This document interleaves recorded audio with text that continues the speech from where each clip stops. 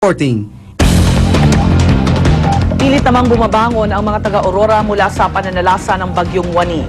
Tuloy naman ang clearing operation sa mga lugar na naapektuhan ng landslide. Narito ang report ni Mark Zambrano. Ilang araw matapos ang pananalasa ng Bagyong Waning dito sa probinsya ng Aurora, bakas pa rin sa ilang barangay ang pinsalang iniwan nito.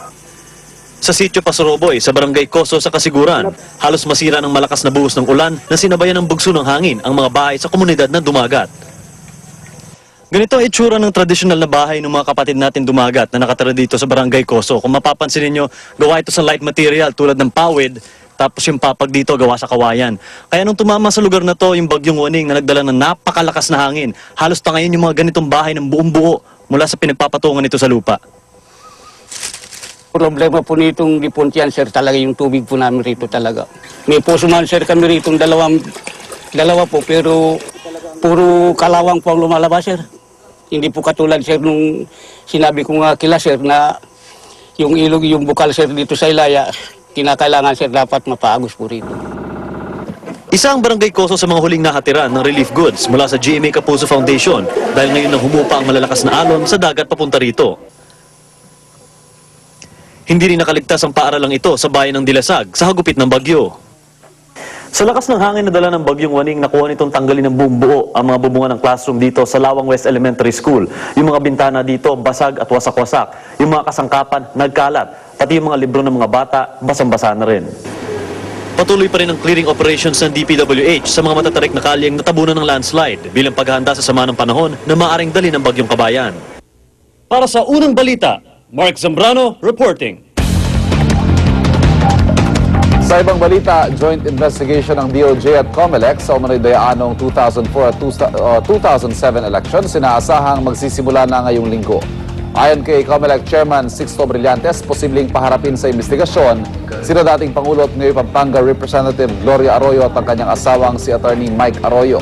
Pero ayon naman sa legal spokesperson ni Arroyo na si Attorney Raul Lambino, kailangan munang pag-aralan kung dapat bang humarap ang mag-asawang Arroyo. Inaasahan ngayong linggo rin magsusumite ng kanilang sworn affidavit ang 6 na pulis sa pangunguna ni Police Senior Superintendent Rafael Santiago tungkol sa umano'y election returns switching sa batasang pambansa noong 2005. Layo ng Joint Investigation Panel na alamin kung sino ang mga dapat kasuhan sa umano'y dayaan. At kaugnay po niyan, makakausap natin ang abogado ni Police Senior Superintendent Rafael Santiago na si Attorney Victor Rodriguez. Attorney Rodriguez, magandang umaga po. Si Ivan Mary na po ito. Ivan, good morning. Opo, kailan ho natin inaasahang makapag-sasubmit ng sworn affidavit si Superintendent Santiago, sir? It's either tomorrow, latest will be Wednesday as what we have committed to Secretary De Lima. Maliban po sa mga ibinunyag na niya, would there be any new information dito po sa kanyang affidavit? Ang affidavit ho nila ay ang lalamanin ho ay yung detalyadong partisipasyon nila doon sa naganap na supposed to be legitimate security operation. Pwede ho ba kaming humingi ng konting patikim dito po sa nilalaman?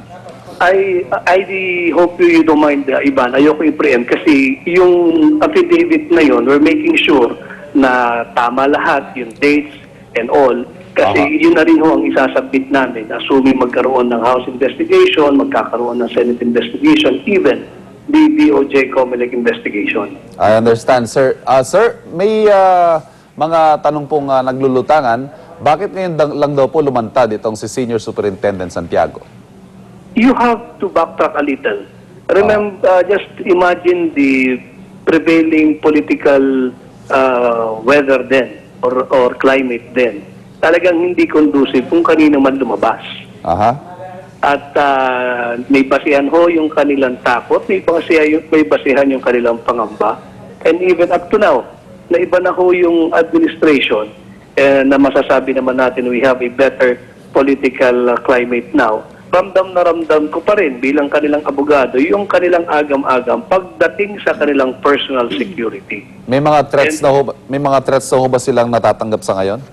Agaya ho anong sinabi ni Colonel Santiago, even bago naman siya lumabas, meron at feeling niya monitored siya, especially during that time na nagkakaroon ng investigation yung Hello Garci, during the time na nag-file ng protesta si FPJ, nag-file ng petition for substitution si Ginang Susan Roses, nakamonitor sila dahil nga substantial yung kanilang nalalaman.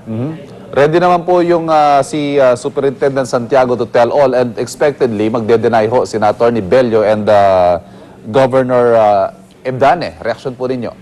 That's what they have been doing since then, di ba? Deny lang ng deny. But credit these police officers. Wala naman silang mapapala kung walang basihan yung kanilang mga ikinikwento at sinasabi. Colonel Santiago is a bemedaled police officer. Ito ho ang karera niya sa PNP is, I believe, until 2019 or 2020 pa. 9 years. But he is risking everything. So, ano ang mapapala niya kung hindi pawang katotohanan lamang ang kanyang tangan-tangan? And you're definitely confident, sir, that his statements will stand scrutiny, ika nga? Oh, yes, definitely. Certainly. Kasi yung kanila hindi kwento personal knowledge ito. Opo. And they will be detailing their actual participation in the actual operation that led to eventually pagpapalit ng mga election returns doon sa complex, sa Batasan Complex. Maraming salamat po, Attorney Victoria Rodriguez, abogado ni Police Senior Superintendent Rafael Santiago. Good morning at aabangan po namin kung saan nahantong ito. Mismong Malacanang na ang nagsabing hindi pa rin lusot si dating COMELEC Commissioner Virgilio Garciliano sa kasong graft o plunder na maaari iugnay sa umano'y dayaan sa eleksyon. Nanindigan din si Presidential Advisor on Political Affairs Ronald Llamas na nagpadala ng feeler si Garciliano noon na isisiwalat ang nalalaman niya tungkol sa election cheating. Narito ang report ni Ruth Cabal.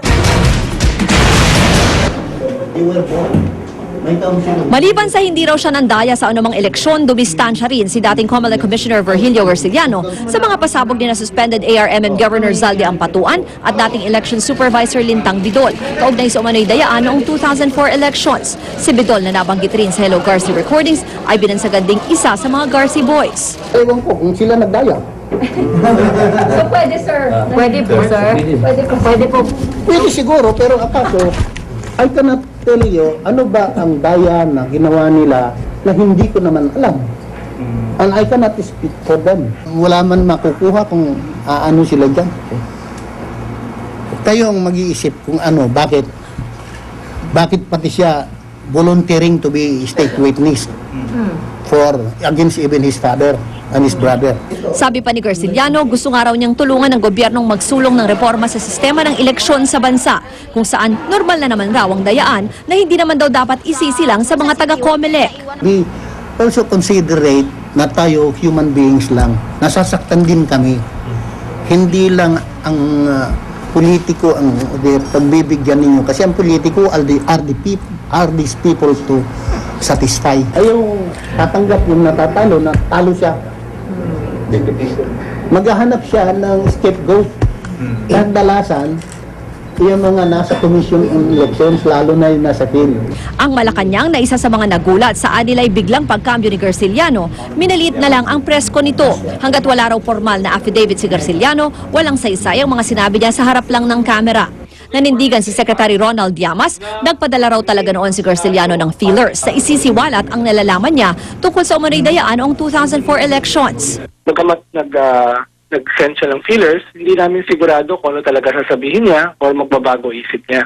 Yung mga sinasabi niya ron ay more or less inaasahan namin. It's basically still a defense of GMA at what happened noong 2004. At kung inaakala raw ni Garcilianong lusot na siya sa mga kaso, kaugnay noong 2004 elections dahil sa 5 taong prescriptive period para sa pagsasampa ng kaso, sabi ni Llamas pwede pang sumabit si Garciliano sa kasong graft o plunder na pwedeng maiugnay sa election cheating. Para sa unang balita, Ruth Cabal reporting. Salpukan ng van at tricycle sa Magsingal, Ilocos Sur, 2 ang patay.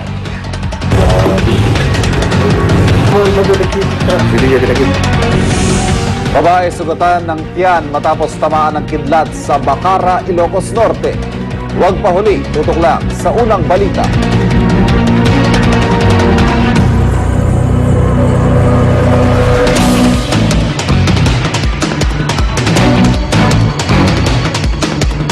Masarap ang gising tuwing